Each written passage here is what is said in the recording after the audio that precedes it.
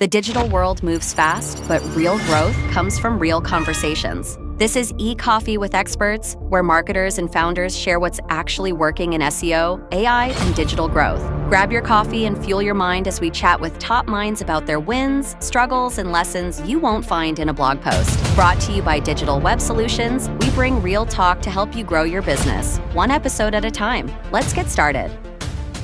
Hey everyone, Victor back with e-Coffee with Experts. I just heard something very, very interesting that I want to share with you guys. We have no idea how much time we lose by doing the ordinary chores around our homes, especially if we are somebody who makes money for our own selves. If you're a founder, if you're your own professional, a consultant, a freelancer, whatever time that you can allocate towards your job is, at the end of the month, more money coming to your account, right? But what if you started noticing how much you are letting go by doing the dishes and everything else regarding cleaning your house? And it's with that thinking that I brought you here, Ronnie Kendrick. He's the founder of a company called CompanyClean. Amazing name, by the way. I really loved it. Which is a premium home cleaning service based in Highlands Ranch, Colorado, back in the USA. So Ronnie's not here to clean our houses at the moment, but once he scales this further, which we know he will, he'll be cleaning everyone's houses here. But before that, why don't we talk to the guy? Ronnie, thank you for coming to the show. How are you doing today? Awesome. Thank you so much for having me, Victor. It's a pleasure. Pleasure is all mine. I just am really so much interested about your whole story, about the things that you have been doing. But instead of just me being me and talking and blabbing about it all, I think we can start by you taking us back. You telling us how it all started, why it all started, where did you see such a fit, not only in the market, but with your own personal life to start your own company, which is what we call right now the CompanyClean. And most importantly, what it is that you believe in regards to the existence of a company. Because I do know that there is a bit of story here, a bit of, let's just say, an equation that you understood, and then you now understand the value of having somebody else outsourcing the cleaning to somebody else. So please start ahead. Tell us more about yourself. Yeah, one of the reasons that I started CompanyClean was whenever I had my first kid. We were just kind of overwhelmed with everything, as it goes whenever you have your first baby. And I wanted to make sure that, especially once he started crawling,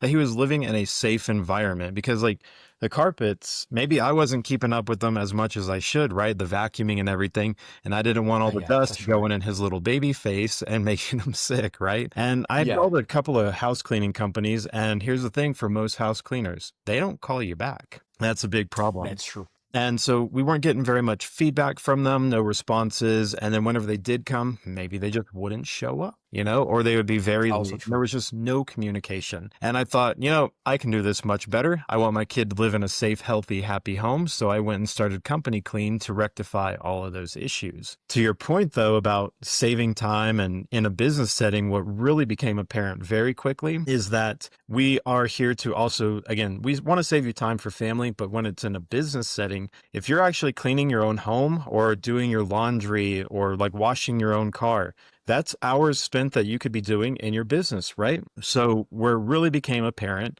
was Super Bowl Sunday, right? I was getting ready to launch a new ad campaign for CompanyClean, and my team had just left, and I was like, oh, I forgot to ask them to clean out the fridge because Super Bowl Sunday out here in Or Super Bowl even.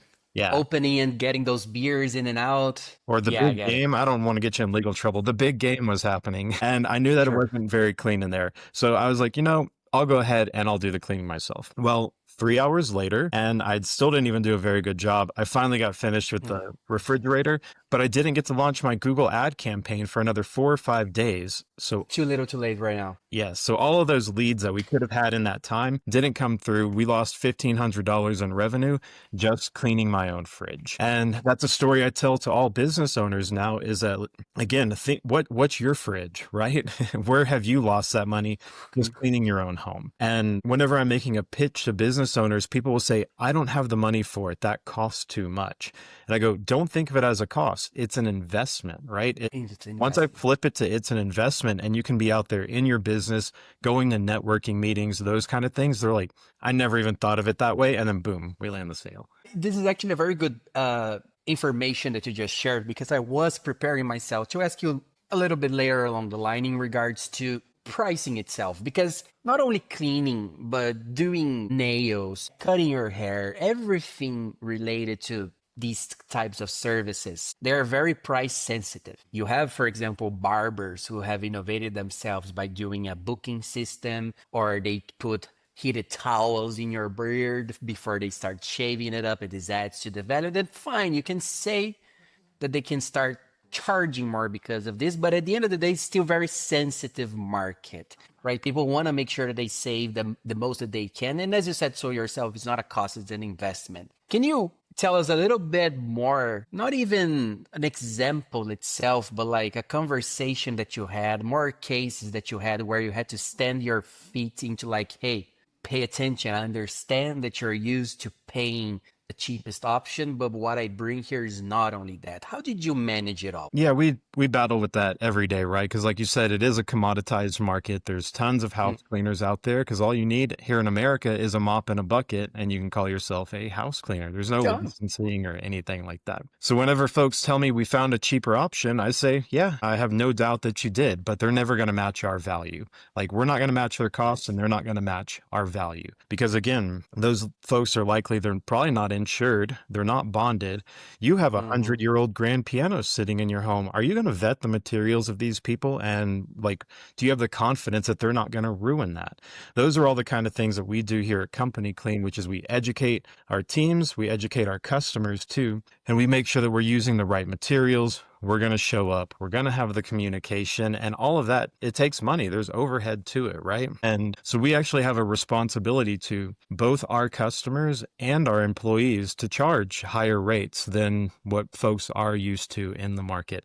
Because if we're not profitable, we can't have the best people. We can't have the best equipment. We can't have the best responses. And that's just where things suffer. So it really comes down to you get what you pay for. What you're bringing to the table is it's an innovation in your market, but it's not an innovation in other markets, for example. So a lot of people have gone through this process where they had to show more of their value before talking about pricing, but we just never figured that this could be applied in the cleaning market itself. And this is the most fun part about this episode, because we're literally talking about proven use cases in agencies, enterprises, SaaS companies, but you're doing something else entirely. How was it when you started? Now you have CompanyClean, you have the logo, you have it all founded. Now let's get to business. Let's go to market. Let's try and talk to people. Did you do a campaign? How was that campaign? Did you do an event?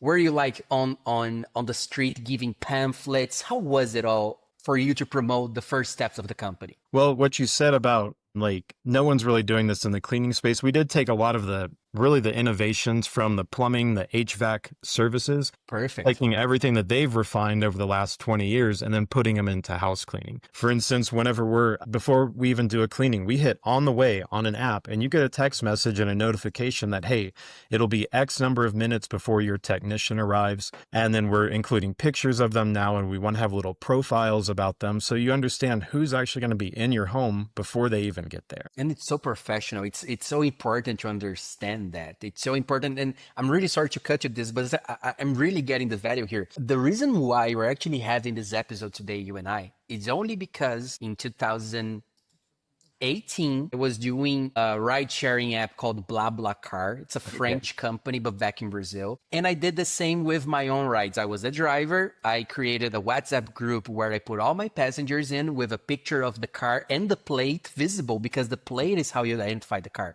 Right. And I started applying some corporate things into a ride with unknown people until one day this guy came in, walked into the car, and he asked me, are you looking for a job? Because I want to work with somebody like you. If you're doing this for a ride, I can't imagine the things you would do professionally speaking. Years later, I got into this company. Podcast started, here we are. So paying attention to detail and giving the extra step whenever you're providing a service is something that people do take knowledge of. Maybe they don't share it immediately. They don't go to Google and talk about it. They don't go to the Facebooks, maybe. But we know that this is a proven case. People like to be valued whenever it's in a conversation with another person or another company. So again, kudos to you. This is a very brilliant idea that you just had. Even the whole pitch and how vocal you've been with outsourcing cleaning to protect time makes sense. But how did that belief itself shape your business model and brand voice from day one? How did you make sure to defend that idea, grow that idea, and also multiply that idea across all the customers that you have right now? Yeah, the way that I do that is by living it and being a case study of my own, right? I run a business, I've got 2 kids, and time I have more money than time, honestly, is what it really comes down to. And it needs to just, I have to find different ways of buying back my time. So it's not even just with house cleaning. I don't wash my own car. I have a car wash service that I use. I don't do my own laundry. I outsource that because again, time is just, it's much more important than anything else right now because I want to spend time in my business, but I also maximize. I try to spend at least 2 hours a day playing with my kids, not just being present or around them, like being on my phone, doing business. No, I'm being present with them.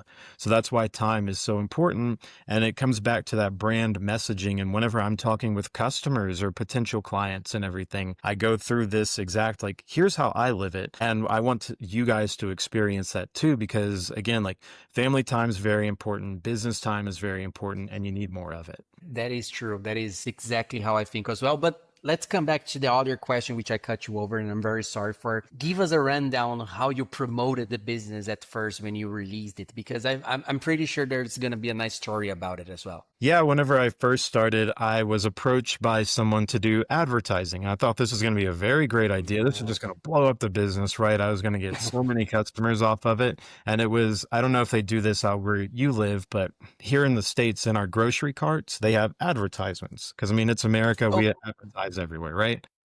Yeah. And I thought this is an ideal market. This is an ideal demographic. The kind of folks that are going to be in the store, they're going to want to use my services. Well, it was $4,500, which was a lot in the very beginning of my business, but I went for it, right?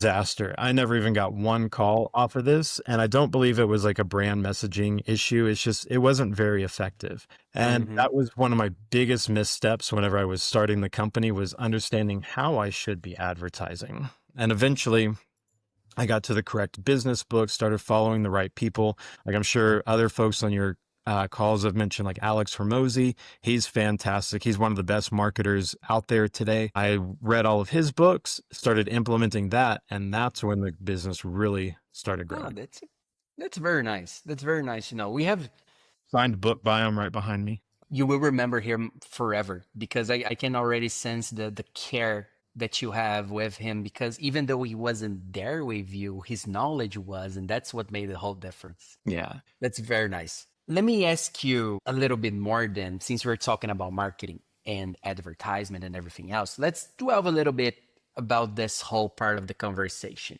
Today we have social media, video content, podcasts, whole bunch of channels and ways to promote yourself. Right now that you have learned more about it all, what's your favorite? In regards to what brings me the most business right now is Google LSA out here in the States, the local service ads for like home services. That one crushes it. Our close rate it's the highest close rate that we have, the highest ticket, highest converting value customers. And it's a great service. Lead costs are going up on it. So you have to be very vigilant in calling them back, making sure that you're answering the phone, right? And just really writing your leads to making sure that you are getting the business out of them. But if you do, that's a great channel. And what I've really learned here in business is find one channel and then stick with it. Don't try like, okay, here's Thumbtack today. Here's Angie's today. Here's Facebook today. Like if you're skipping around on these, you're never going to make any money. Find one channel.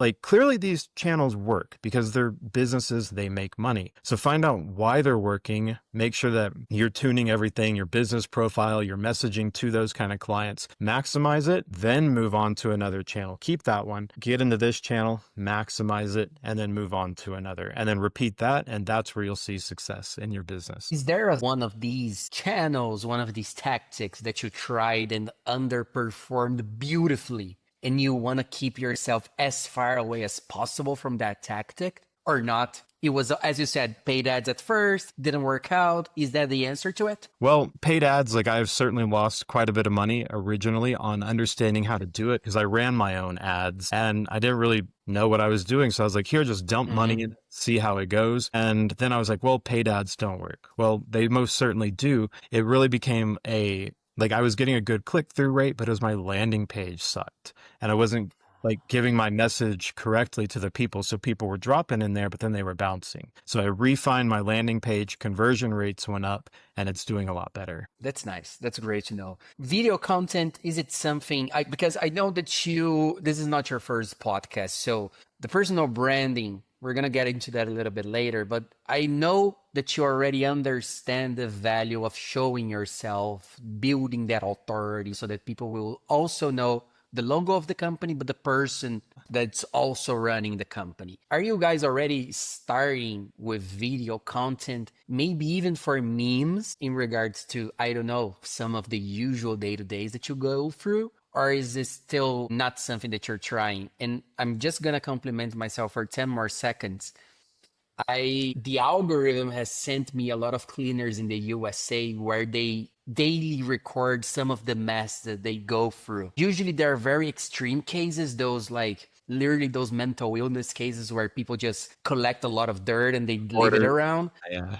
You know what I'm talking about. So is this something that it's part of your strategy, is going to be a part, or no, let's just leave it for those very extreme cases to talk about it on video? No, it absolutely is part of our strategy, but it's not something that we're doing at the moment because what I talked to you about, the channels, the focus. So I have ADHD. Perfect. That's why we bounce around here on this call already. And one of the things that I've been really learning myself is how to focus, stick with one thing, do not bounce around to all of the other stuff, make something work and then move on. And right now, again, we're maximizing our ad channels, and then we are going to get to the content that we produce for one, but then we're also really looking into user-generated content, teaming up with influencers, local moms in the area, right? And doing like either trade for services, like, hey, we'll just clean your home for free, and then you make posts about us, or we have it where it's like a referral system to where like we pay them, and then for every click, they'll get some money, and then for every service, we'll pay them. Yeah, this is the part about I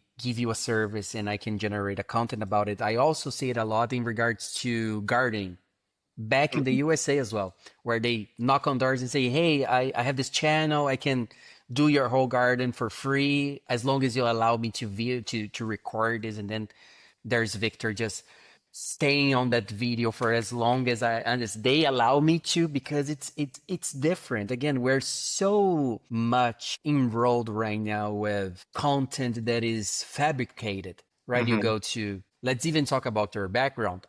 Whenever I was in a plane, episode 3 of Star Wars was usually what I went for. First, because for me, it's the best of the whole saga, not a single exception. Counting video games, TV shows, everything. I freaking love seeing Anakin play against Obi-Wan and Mustafar with the sabers. It's brilliant. So it's one thing to have a content like this where they know that Victor will stick around because of the lightsabers. There's another one because you are just showing your day-to-day, right?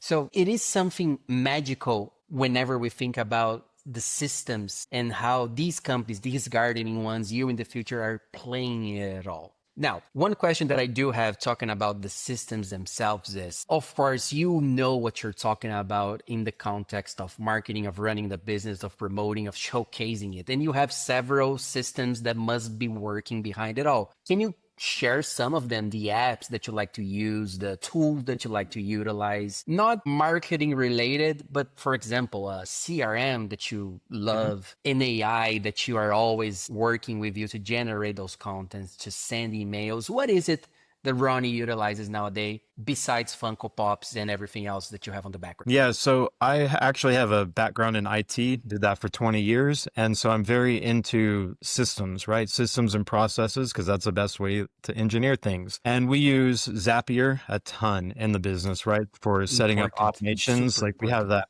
connected through our CRM, which we just switched this week to Made Central, which is pretty big in the house cleaning industry. And that's been fun, right? Like a CRM change is always a lot going on. And so we'll have it connected to Zapier which then connects with Chirp, which does our text messaging. And we have that do automated campaigns for people, which is either like, hey, schedule a call with us, or like we try to reactivate customers with Chirp to where after 30 days, 45 days, like we did a deep cleaning, right?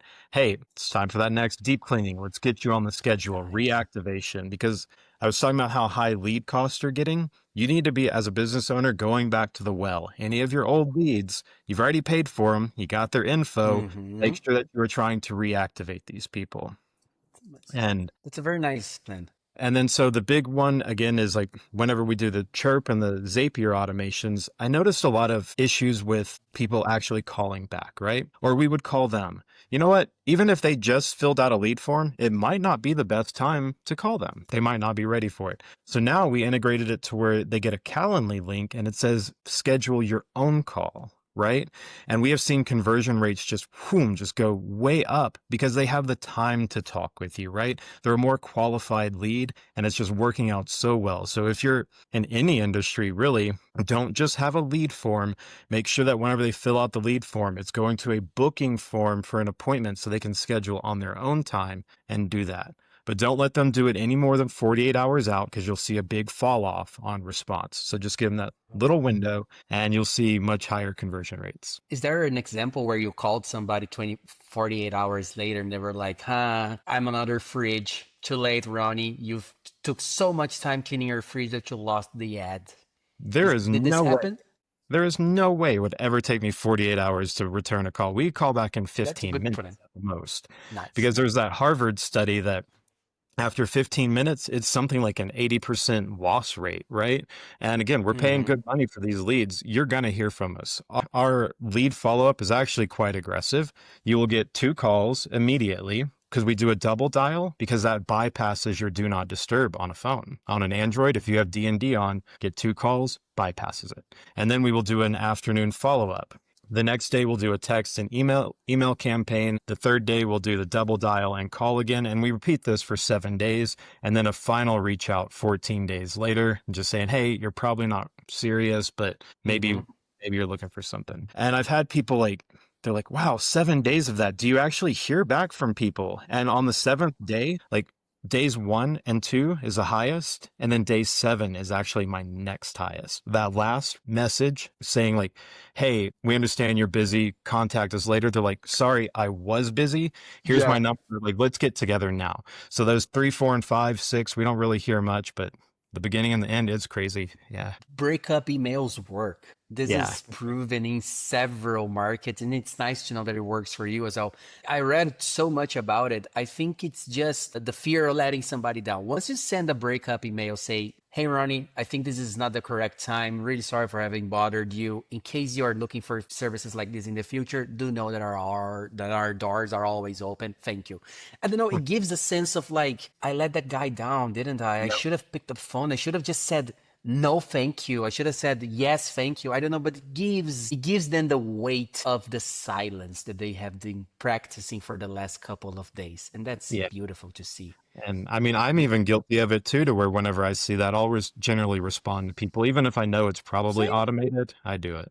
Yeah, same. At least the data is now set and the follow-ups will be different moving forward. One last question that I do have, which is not going to be the last question of this episode because I'm saving some for myself, but one of the last technical ones is regarding running a service business and the myths around the market, around Google or Reddit, around YouTube, the things that a lot of entrepreneurs should stop believing, but for some case, they're still believing on it. So now that you have a proven business itself, is there a single myth that you have heard when you started about running a business that you're the myth buster about it and that wouldn't work at all? It was totally the opposite? Or no, were people very much on par with your expectations? Well, one that I ran into at a networking event one time was someone came up to me and they go, I want to start a business like yours so I have more free time.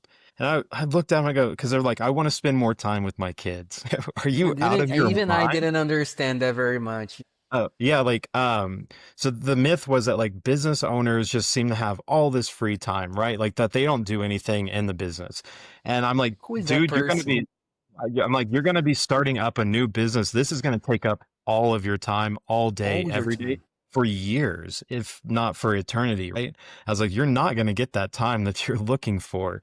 No. And I hope that that really resonated with them, in the fact that like, this isn't easy. And again, like, I don't want to say you're not going to spend time with your kids, because you carve it out, right? Like I said, I do the 2 hours a day with my kids because I love them. It's just, don't think that you're going to jump into something else. And then for some reason, if the businesses did that, everyone would own a business and just be making crazy money, right? But the reason only certain people do, like less than 3% of businesses here in America, at least, go over $1 million in revenue. And that's just because it is tough. It takes a lot. It's a lot of grit, a lot of failure. So don't think that it's easy. That's really what it comes down to. That's a very good answer. I don't know if I could hide my expression if I were there with you by the time you heard this. Like, I'm gonna start a business to have more time with my kids. No. Are you? I don't think you know what you're talking about. But it's a very good answer to the example. But now, finally, let's get to the real questions. Those that everybody who's watching us are also questioning themselves. No more about your business. Let's talk real things. Why was Generation 1 the best Pokemon generation ever? Well, is it nostalgia for you and I who had learned the songs? Or was the Pokemon company really paying way more effort at the time than they are right now with the newest Pokemons? What's your stance about it? I mean, I think for me, it probably is nostalgia. I'm 40, right? So I grew up playing those as a kid. Like, I miss those days. Yeah, the designs were there. It was fantastic. It was also very new, which was a big thing for us. The whole trading aspect, the social aspect, doing this in school, getting in trouble for bringing your Game Boys and everything while you had to trade your Pokemon. And yeah, it was just super novel at the time. I haven't played a lot of the newer Pokemons or anything like that, but whenever I got a Nintendo Switch, I did get that. They have a version of the first Pokemon generation. Let's go Eevee, let's go Pikachu.